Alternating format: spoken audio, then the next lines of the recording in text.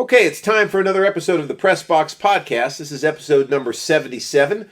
Today we're going to talk about the NFL Draft, the just concluded NFL Draft. We got lots of great information on that. Lots of intrigue with trades before the draft, trades during the first round of the draft last Thursday. So I think you'll enjoy this episode about the NFL Draft. Make sure you hit us up on Twitter at PressBoxPod. We look forward to hearing your thoughts about the draft and your favorite team. So without further ado, let's go into episode 77 of the Press Box Podcast.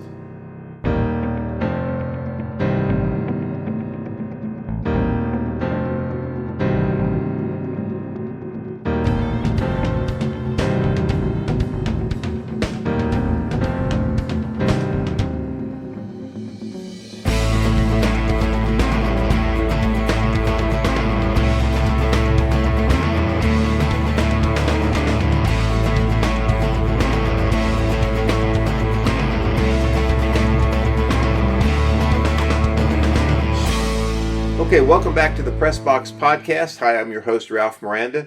I'm going to be flying solo again today, but I'm going to have help from my producer, Nathan Miranda.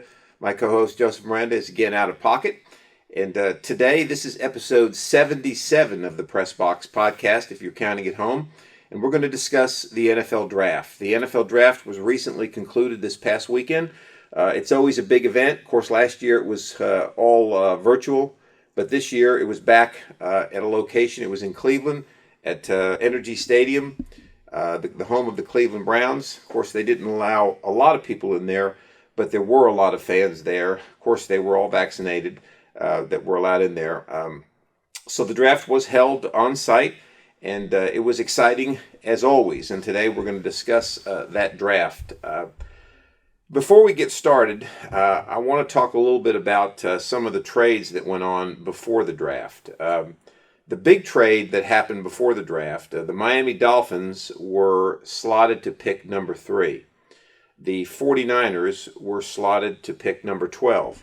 The 49ers traded up to the number 3 spot to the Dolphins, so the 49ers received the number 3 spot. The Dolphins, in return, got the 49ers' first-round pick for this year, which was number 12.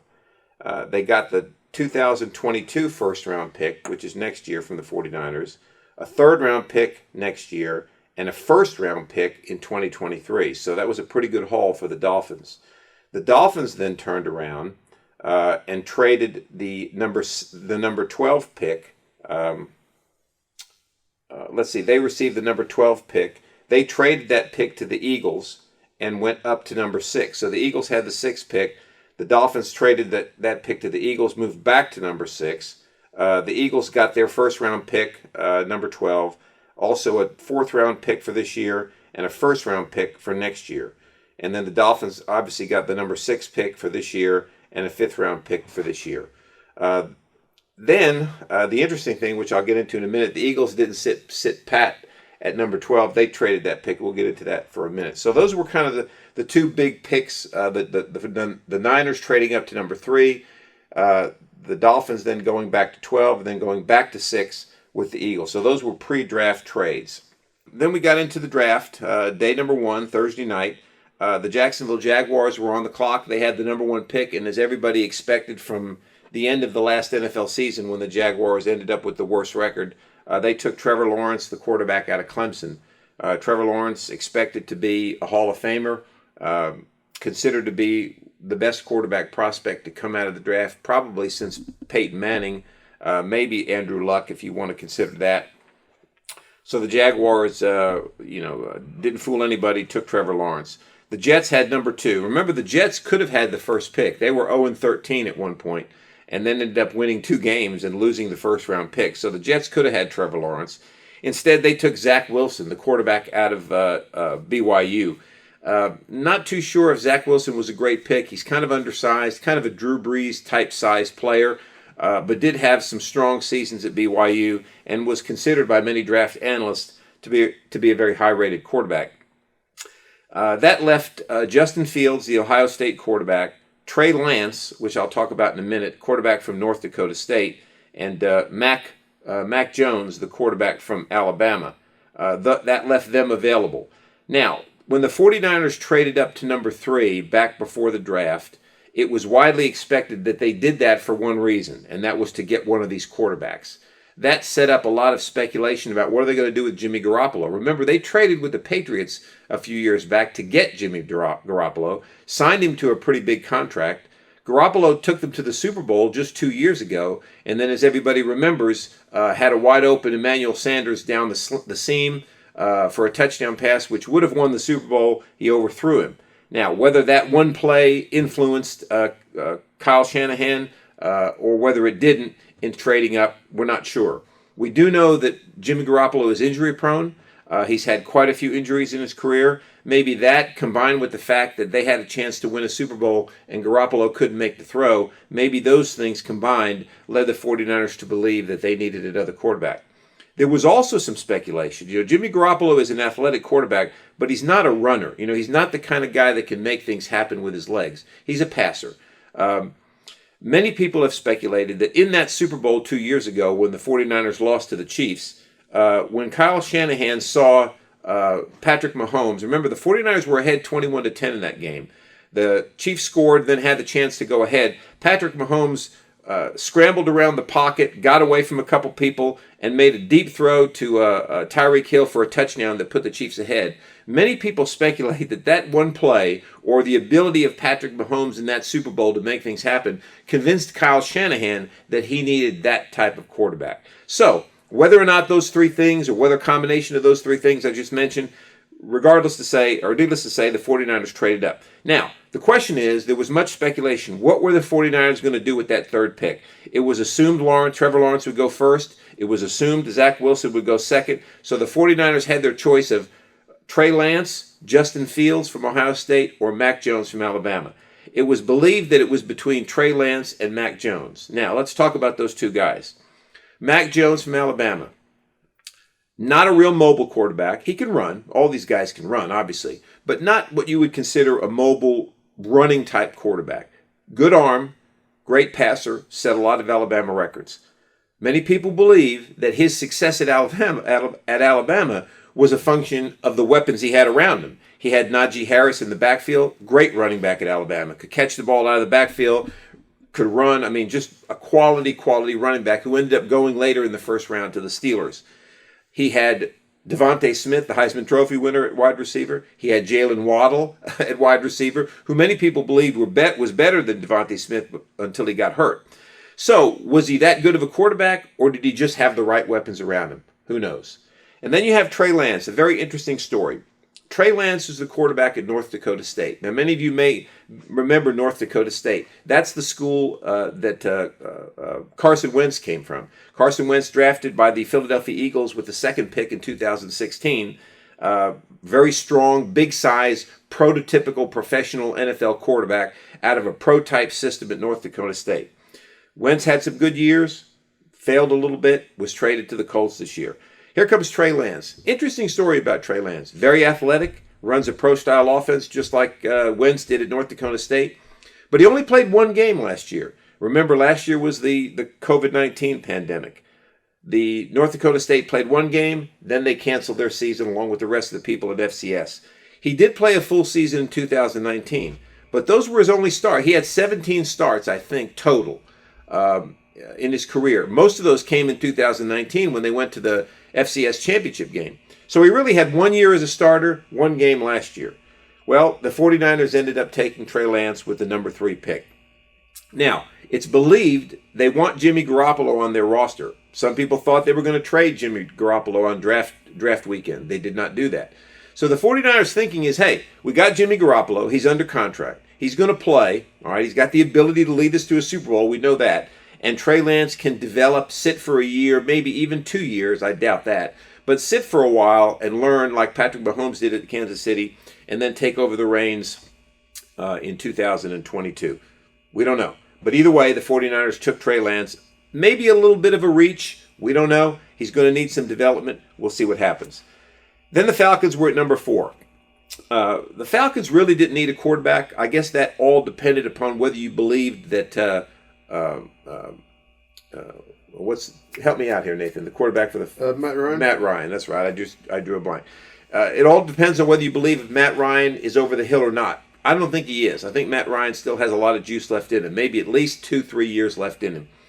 He's got some good receivers. He's got Julio Jones. He's got some other guys at receiver that he can throw to. So the 49ers or the Falcons decided, hey, we've got Matt Ryan. Let's give him some weapons. They took Kyle Pitts at number 4, the tight end out of Florida. You know, the tight end position is not what it used to be in the NFL. You know, tight ends like, tight ends like that you might remember, like Mike Ditka or, you know, again, I'm drawing another blank. The tight end from the Mark Cowboys. Bavara. The Cowboys. Jason Witten, Mark Bavara. You know, these are tight ends that, you know, big, strong guys that can block. They'll catch the ball over the middle. They'll get you first downs. But, you know, now we've got a different type of tight end in the NFL. We got George Kittle out of San Francisco, athletic. You can put him in the slot. You can put him at wide receiver. We got Travis Kelce, considered to be probably, I think he's the best weapon Kansas City has, to be honest with you. I mean, whenever Patrick Mahomes needs a reception, he goes to Kelce. Athletic, can play out of the slot, can play out wide, can play tight end. They're not really blockers, they're receivers. The Giants, you know, Evan Ingram hasn't really lived up to his potential, same type of guy. Well, Kyle Pitts was considered by many to be a prototypical tight end like these guys and considered to have a great career, so the Falcons took him at number 4. Many people, you know, the intrigue here was who was going to trade up now on draft day, what was going to happen from here on out. Well, the Bengals came up to number 5. Again, we've got Joe Burrow, their rookie quarterback last year, going to be a good quarterback, had a good rookie year till he got hurt, tore his ACL. Didn't have a great offensive line, so many people thought the Bengals would go offensive line to protect him. But they didn't. They took Jamar Chase, the wide receiver at LSU, who interestingly enough was the prime target for Joe Burrow 2 years ago in the national championship season at LSU. Last year, Jamar Chase opted out, did not play last year. So the Bengals decided to take him at number 5 to give Joe Burrow another weapon. A lot of the intrigue started coming along now because many people thought the Patriots needed a quarterback. They re-signed Cam Newton for 1 year. He's not the long-term answer to that team. Many people thought they would trade to get Garoppolo back. Obviously, they've soured on Garoppolo. So what were the Patriots going to do? Were they going to make a trade to get up here? They did not do that. The Dolphins came along at number 6, okay? Who were the Dolphins going to take? Again, you got Tua Tagovailoa. Needs protection. He's a rookie quarterback. They did not take an offensive lineman. They did the same thing the Bengals did. They took Jalen Waddle out of Alabama, a guy who Tua threw to a lot a couple years ago when he was at Alabama. So now the intrigue started to happen. You've got now the Lions at number 7. Would the Patriots trade up with the Lions? Because the Lions traded for they traded Matthew Stafford to the Rams and ended up getting the Rams quarterback, Jared Goff. So they didn't really need a quarterback. No trade happened. The Lions ended up going with Penei Sewell, the offensive tackle out of Oregon, considered by many draft experts to be the top offensive lineman in the draft and a transitional talent at offensive line. He opted out last year as well, so he hasn't played since 2019. Next were the Panthers. The Panthers, they traded for Sam Darnold from the Jets. They then traded, I think it was right before the draft, they traded Teddy Bridgewater from them. They traded him to the Broncos, if I'm not mistaken. So now they just had Sam Darnold. So many people thought maybe they'd get another quarterback. They didn't. They went with J.C. Horn, cornerback out of South Carolina. The Broncos were next. Remember now, the Broncos had their quarterback, at least or temporarily. They've got Teddy Bridgewater. They also have I forget the name of that quarterback again too. The Broncos quarterback, the one that. Nathan will figure that out for me. But, I can look it up right now. Yeah, he was a guy that out of Missouri. I know he was out of Missouri. I just can't remember his name off the top of my head. Drew Lock. Drew Lock. That's it, Drew Lock. He played a couple years. Great arm. Pretty good quarterback, but makes a lot of bad decisions. So the jury was still out whether or not he was going to be the quarterback of the future for the Broncos. So they picked up Bridgewater for insurance to see if to give Lock some competition. So since they didn't need a quarterback, they went with Patrick Surtain, the cornerback out of Alabama, considered by many to be the best cornerback in the draft. His father played in the NFL, and obviously he was a great cornerback at Alabama and is going to be a great one in the NFL. So now is where the intrigue started to happen, okay? Because at number 10, you had the Dallas Cowboys. Well, the Dallas Cowboys did not need an offensive player. They had CeeDee Lamb, they got Amari Cooper, They have lots of receivers that they picked up. They've got Dak Prescott, who they just signed to the highest quarterback contract in history. They've got their running back. Again, I'm you know who I'm talking about, right? Cowboys running Ezekiel Elliott. Ezekiel Elliott. Thank you. If I didn't have Nathan here, I'd be in big trouble today. I'm just drawing a blank, trying to remember all these names. But anyway, the Cowboys were set on offense. Their problem last year, defense. Their defense was poor at best. They picked up a couple cornerbacks in free agency. They were going to go for Patrick Surtain. That was the thought that they were going to take. He was taken right before them. So now what happened was, remember I told you the Eagles had traded up. They traded out of number 6 and then traded back with the Dolphins to get to number 12. So now the Eagles were at number 12. They needed a wide receiver. Jalen Hurts is their quarterback. We're not sure if he's going to be a successful quarterback or not. But the interesting thing, every receiver on the Eagles right now, the total receptions that they have in their career is less than 100. Think about that for a minute. All the receivers the Eagles have on their roster, if you add up their total career receptions, it's less than 100. So obviously, the Eagles need some receivers. So what did they do? They flipped with the Cowboys. They took the Cowboys pick at number 10. The Cowboys dropped to 12, and the Eagles took Devontae Smith, the Heisman Trophy winning wide receiver out of Alabama. Now, that kind of screwed the Giants a little bit because the Giants were at number 11, and it was believed that the Giants were going to get a receiver. They were going to go for Devontae Smith because they picked up Kenny Golladay in the free agency. They picked up, I think, another wide receiver in free agency. They have Sterling Shepard. They've got some receivers, but they needed more. They needed more receiver depth. They needed a wide receiver threat on the outside that Daniel Jones could throw to. So they were going to take Devontae Smith. The Eagles jumped ahead of them and took him. So now the question is, what were the Giants going to do? Were they going to take the next best player available, or they were going to make a trade? Well, the Giants then decided to make a trade, and that was probably the best thing the Giants could do. They traded with the Bears, okay? So the Bears had the number 20th pick. The Giants traded their number 11 pick to the Bears, and in return got the Bears pick at number 20. They got a 5th-round pick this year. They got a 1st-round pick next year and a 4th-round pick next year. Now, why is that a good move? Well, one, you didn't reach for a player. You traded a few spots down. But the interesting thing is, many people believe that next year's draft is going to be much better than this year's draft. Now, why do they think that's the case? Well, 2 reasons. One, there's more talent coming out at a lot of different positions next year, is according to experts. But the interesting thing is, many people believe that next year, the evaluation period is going to be back to where it was 2 years ago. Remember, this year there was no combine. There were no pro days to speak of. It was all done virtually because of the pandemic. So really, many of these draft people didn't have a really good feel on some of these players. Next year, they're expected to have a better feel. So the Giants did a great job trading down to 20, got some draft picks. Now they have 2 number 1 picks next year. Of course, the Bears needed a quarterback. You know, Trubisky was let go, or his contract was not picked up. They've got Nick Foles, who nobody knows if he's going to be any good. They got Andy Dalton they picked up from the Cowboys, but they really don't have a quarterback. So the Bears jumped up to number 11 and took Justin Fields, the Ohio State quarterback, with the number 11 pick. The Cowboys now at 12 took Micah Parsons, the linebacker out of Penn State. Good pick for them. And then you had then the intrigue kind of ended because you were at the bottom of the 1st round.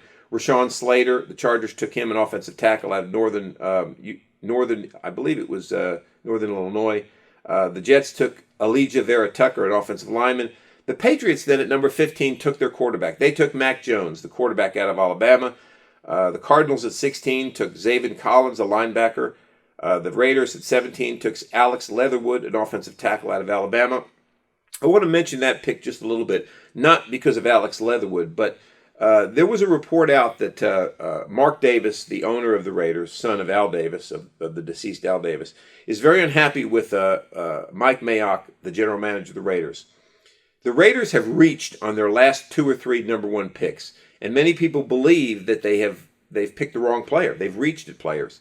So they really don't have a lot to speak of when it comes to number 1 picks, and it's believed that there's going to be a shakeup in the Raiders front office after this Alex Leatherwood pick. Who knows? We'll have to wait and see. The Dolphins then at 18 took Jalen Phillips, defensive end.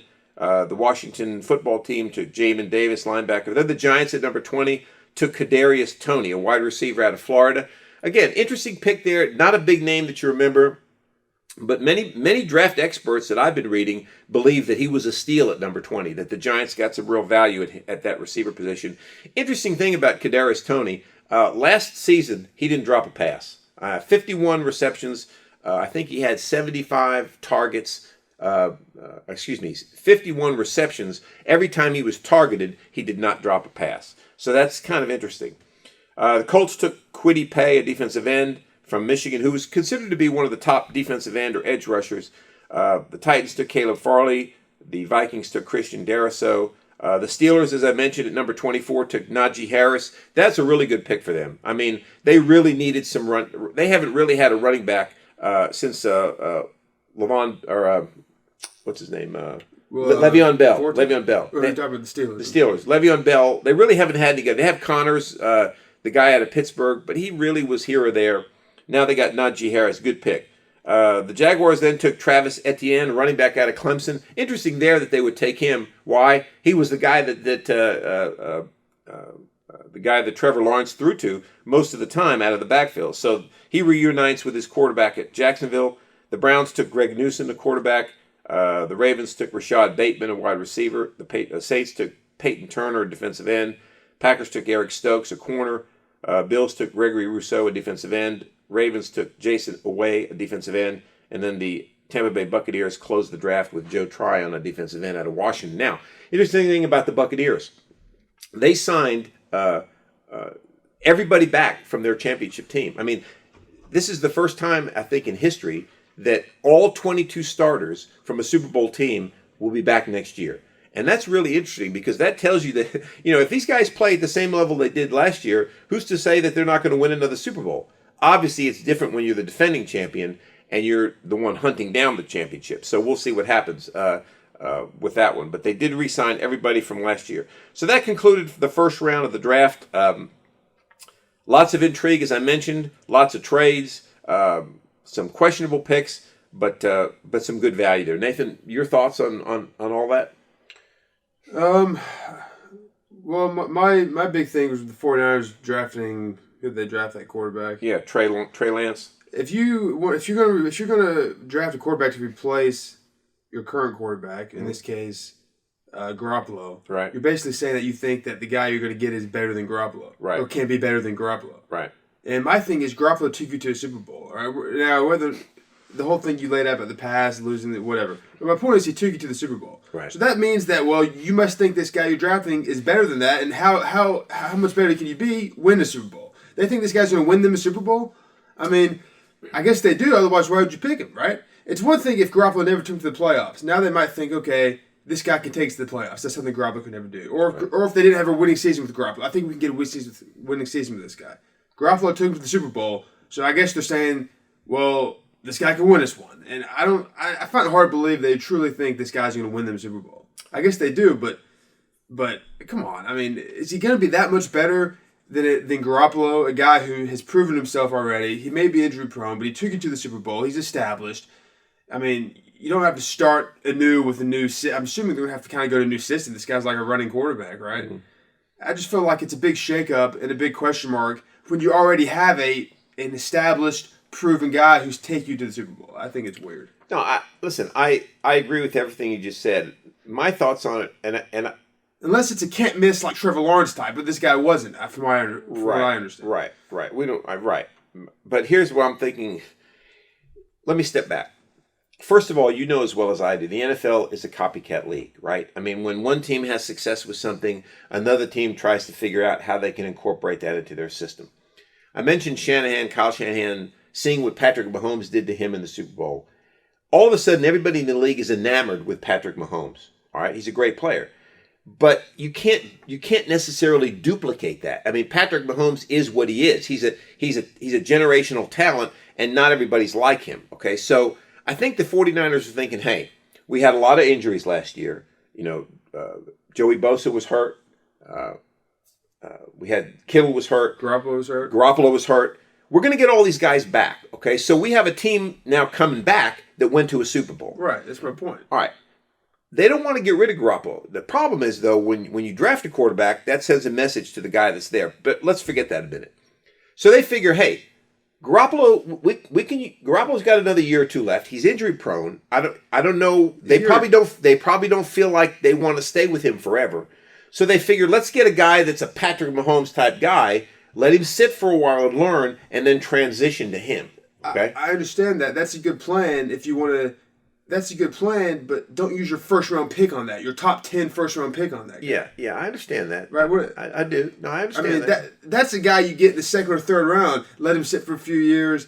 I mean, maybe you see if it works out. Maybe let him learn. That's not like we have our first round pick. We're going to draft. I mean, I don't think. Well, again, it's like poker, right? Are you willing to bluff? In other words, they were afraid somebody was going to take him, and they weren't going to get him in the second or third round. So, I guess that's the reasoning.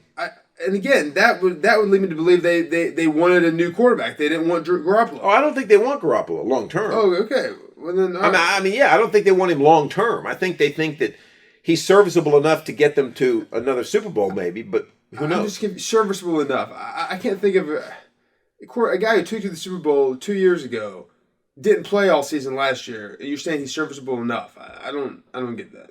Now, if somebody like. I mean, I'm not picking on these guys. I'm just trying to use an example. Somebody like Trent Dilfer, who won a Super Bowl, I mean, he was serviceable enough, but he won a Super Bowl because he had. I mean, you can look at his whole career and say, well, that one Super Bowl, he had a great defense or whatever. But Garoppolo, how many seasons did he play with the 49ers? 3. He was hurt for one season. Right. Or maybe the first season he was hurt too. He only had for the one full season, and he took the Super Bowl. So it's kind of still out on whether or not that was a fluke season for him, or if he's going to be the type of guy who's going to get you deep in the playoffs every season. So I don't see how it's serviceable enough. That's why I don't see how they. That's why I think they would have been better served to say, okay, we don't really know what Garoppolo is going to, if that was a fluke, if he's going to do that continually. So let's draft a guy late in the draft, just in case, maybe we can use him, not use a first round pick on a guy. Right. Yeah. I don't know. I mean, it's interesting. I mean, it's not like if they're like the Packers, they have a Brett Favre type, who's a great quarterback. They know that, but he's aging, and they know he's going to be out soon. They draft Aaron Rodgers. They let him sit. Use your first round pick on something like that. Right. You know what I mean? Like in that scenario. But if you have a fairly young quarterback who you don't really know yet if he's going to be your guy like for the rest of his career or not, I don't think you use your first round pick. Unless they've already decided, like you said, which I guess they have, that regardless of what he does this year, Garoppolo, they don't want him to be their franchise guy going forward, I guess. I think that's probably what they decided. Which I just think is a strange decision. I don't know. Well, I mean, I think that's what they decided. Or I guess my point is that's an okay decision. But I think the guy that you then get to replace him, I think this was a strange pick. Let me put it that way. Well, it was, but you got to remember what I just said. I mean, they think that this guy could be another Patrick Mahomes. I mean, that's what they're looking for, okay? Now, whether or not he will be or not, who knows? But that's what they're thinking, okay? But I agree with you. I don't disagree with you at all. I also think it's interesting, Nathan, that you look at running backs. Remember, it used to be running backs were a pretty valued position. There were only 2 running backs taken in the first round. Najee Harris to the Steelers at number 24. Travis Etienne to the Jaguars at number 25. 1 running back taken in the second round, Javonte Williams out of North Carolina. 1 in the third round, Trey Sermon out of Ohio State. 4 taken in the fourth round. 1 in the fifth. 5 in the sixth. And 4 in the seventh, which tells me that there's not much value placed on running backs anymore. I mean, you can get a running back late in the draft or even free agent. You don't really see running backs really of any value anymore. I think that's I agree with that. No one really cares about running backs anymore. I mean, or they're interchangeable. They have third down backs. They have passing situation backs. They have. I mean, like, they just throw. I mean, they don't have guys. Teams I don't think care anymore if they have a running back who they can just give the ball to every time they want to run the ball. Like, they'd rather just have a few pretty good running backs that they can throw in there at different points in time. They're all pretty good. None of them are really great, but they're all serviceable. The teams don't care anymore. Teams don't care if they have like a really great Adrian Peterson type of running back, which is a shame. I think it is. I think if you can get something by like that, it's well, great. Like the Giants, it's rare. You know? So why not look for that? But teams don't really care about that. Well, their careers are theoretically very short, so who knows? But Quarterbacks, we know about the quarterbacks taken in the first round. I mentioned those. Interesting pick of the second round. With the last pick of the second round, the Tampa Bay Buccaneers took Kyle Trask, the quarterback out of Florida. It's interesting. Kyle Trask, 2 years ago, 2019, he was considered a free agent at best. I mean, he really didn't intrigue anybody. Last year, he had a tremendous year at Florida. I mean, a really good year, and moved all the way up to... Talking about him for the Heisman, weren't they? They were talking about him for the Heisman. So it's interesting that the Buccaneers picked him because Brady has this year coming up. He did sign an extension for one more year. So Brady's going to be there for at least 2 more years. You got a guy that's kind of in the same mold. He's big, strong guy, tall, can throw the ball on a rope.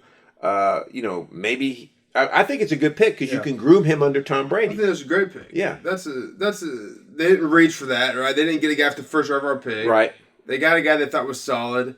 What, second round, you said? Second round. Last pick of the second round, yeah. I think that's a great pick.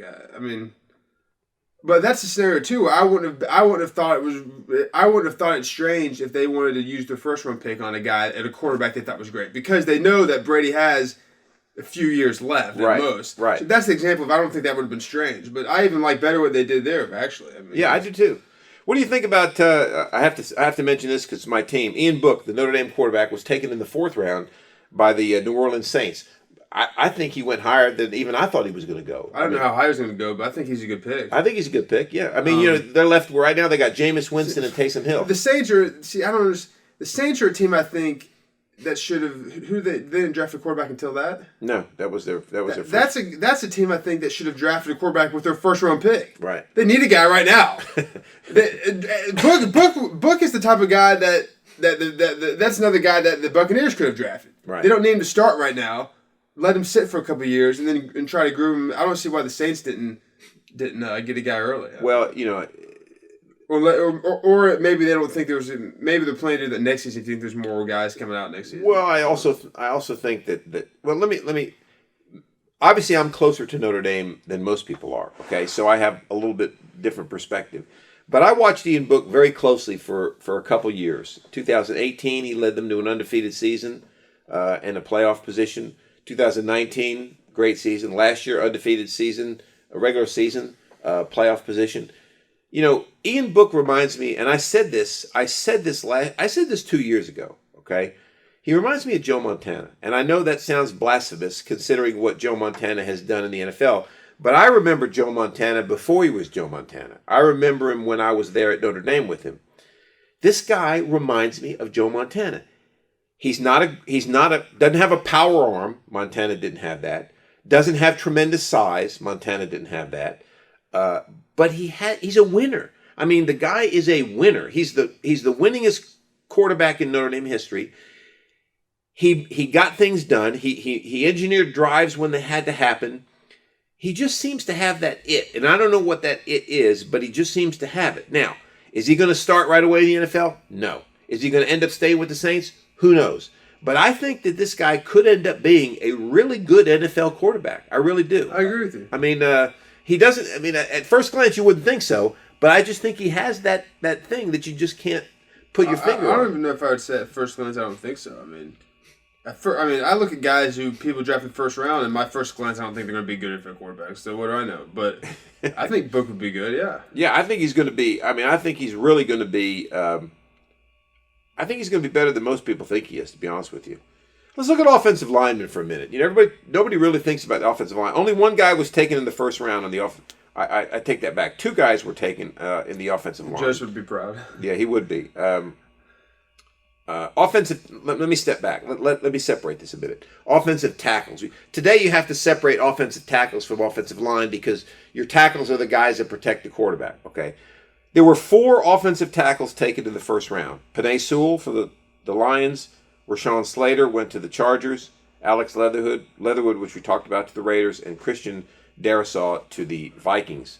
There were 5 offensive tackles taken in the second round, and there were 2 in the third round, 4 in the fourth round, 2 in the fifth round, 3 in the sixth, which really doesn't matter, 2 in the seventh. So every round, multiple offensive tackles.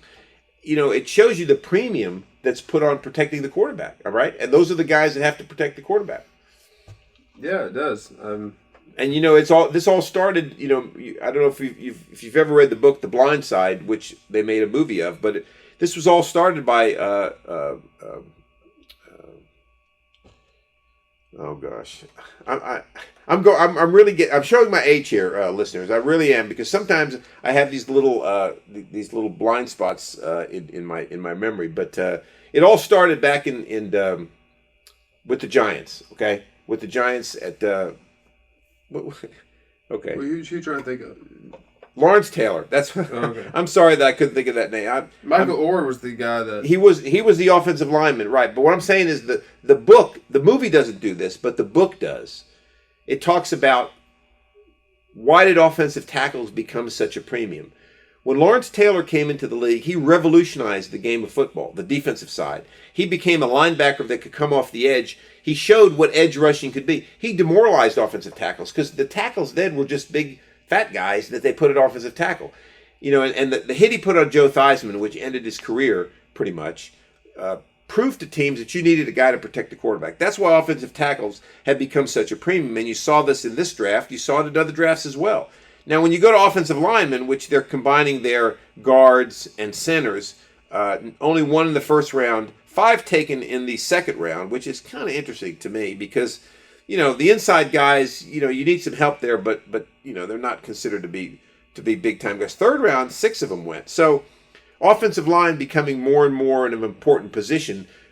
What I mean by that is instead of just big fat guys that could just move people around, teams are looking for athletic guys now that can do all sorts of different things on the offensive line. Which, whether or not you believe in that, that's what they're doing. Let's look at linebacker for a minute. 3 linebackers taken in the first round. Micah Parsons out of Penn State to the Cowboys, Zaven Collins to the Cardinals, and Jamin Davis to the Redskins. 3 taken in the second round. Interesting pick, Jeremiah Owusu-Koramoah, linebacker out of Notre Dame. He was an All-American. He was All-ACC. He's considered to be a very good linebacker and has some ability to rush from the edge as well. The Browns got him in the second round, which was a really good pick for them. 4 taken in the third round. None that I could think of that would be considered really big names. 3 in the fourth round as well. So linebackers, pretty good. I think defensive linemen, there were not many available in this draft. It was not considered to be a very strong draft from a defensive line position. There were a lot of defensive ends taken, 6 of them taken in the first round, which again shows you the premium on rushing the passer. So that was interesting as well. Let's look at some of the teams real quick. Let's look at teams that their draft. Let's look at the Buffalo Bills. The reason I want to look at the Buffalo Bills is they've steadily improved, right? I mean, they drafted Josh Allen. No playoffs the first year, first round second year. Last year they ended up getting to the conference championship game. So many people think that they're knocking on the door. In the first round, they took Gregory Rousseau, a defensive end from Miami. I'm sorry, they took those are defensive ends. Let me go to all positions. Okay, and the Bills took Gregory Rousseau, a defensive end, Carlos Basham, a defensive end, 2 offensive tackles after that.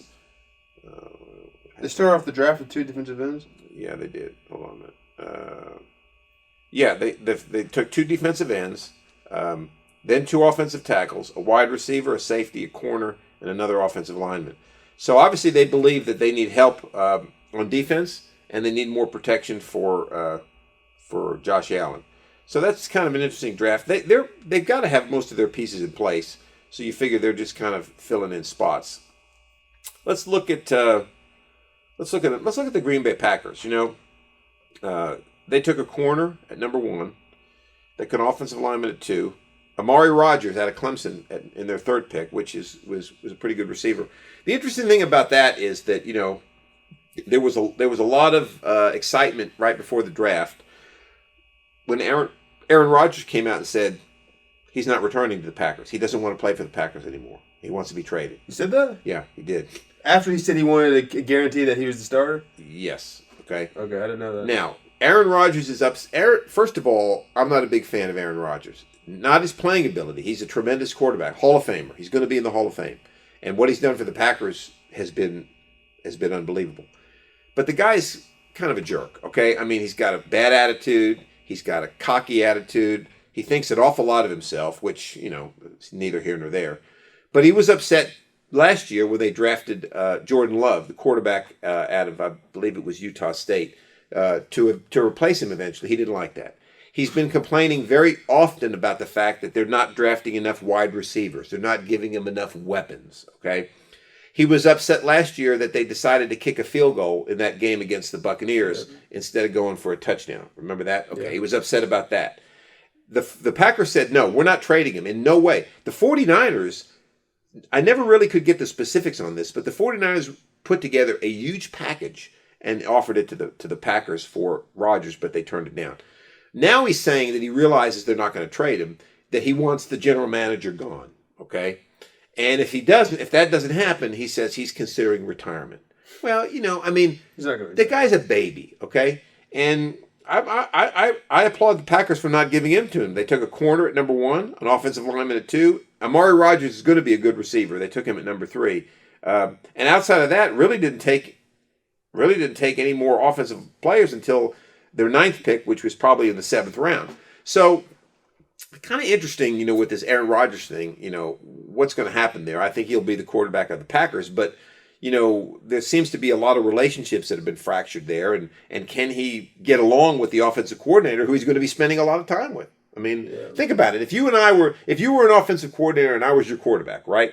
And before the season started in the media, I said that I wanted you gone. When we got together in the room, it's going to be awful. There's going to be a lot of friction there. You know what I mean? Yeah, there's going to be a lot of friction. I mean, they're all professionals, so they're going to go about their business professionally, but there will be friction. And then when things go bad, things could quickly unravel because there's an underlying, issues there. Yeah, but the Packers are doing the right thing, not giving in to him because they control everything basically. I mean, just play the guy. Well, he's not gonna purposely play bad. Right. It's gonna look horrible. No, he's not. No. So he's gonna play. And if he says I guess he has he can't make them trade him. In other words, right. All he can do is retire. Right. Well, if he retires, fine. If he decides to retire and then try to come back, the Packers still have his rights. Correct. He can't retire and get out of his. No. So the Packers kind of control everything. I think everybody knows he doesn't really want to retire. No. I mean, he was an MVP last year. He's not going to retire right now. Well, here's an interesting thing, though. I read this as well, that they did give him a contract extension, okay? I think they did. Now, but here's the interesting thing I read. Based on, that you got the salary cap and all the way they structure deals, okay? He's owed $14 million in guaranteed money this coming season, okay? But the way his contract is structured, the Packers can walk away from him after this coming season with no cap penalties. So he's maybe seeing the writing on the wall that says, hey, they want me to play one more year while they groom this guy another year, and then they're going to walk away from me. So that's why he wanted another extension. He wanted a long-term extension, which they're not willing to give him. So there's a lot of underlying things going on here that could be an issue. But again, why would you walk away from Aaron Rodgers? He's the MVP, right? If he has another season this year that's MVP-like, why would you walk away from the guy? Yeah, I don't know why you would. I mean, to go with a guy that's been sitting on your bench for 2 years, But who knows? Who knows? But all in all, I mean, it was another NFL draft, like most of them. The only difference to this one was there wasn't a whole lot of evaluation based on how it used to be because they didn't have a combine. So we'll see. A lot of new guys in the NFL. A lot of good, talented players coming into the NFL.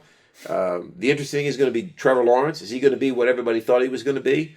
So we'll see. I think we'll see. What did you think about in the first round when Goodell brought his chair from his basement that he did the draft in last year onto the stage, and he picked him.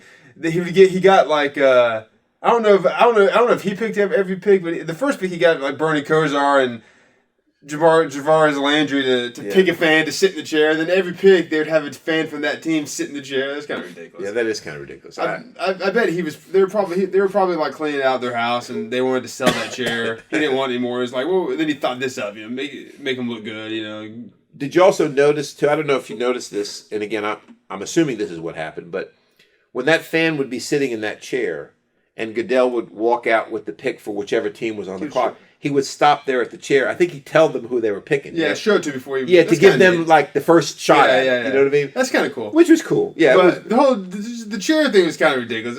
I find it hard to believe that after the draft that chair is going right back into his house.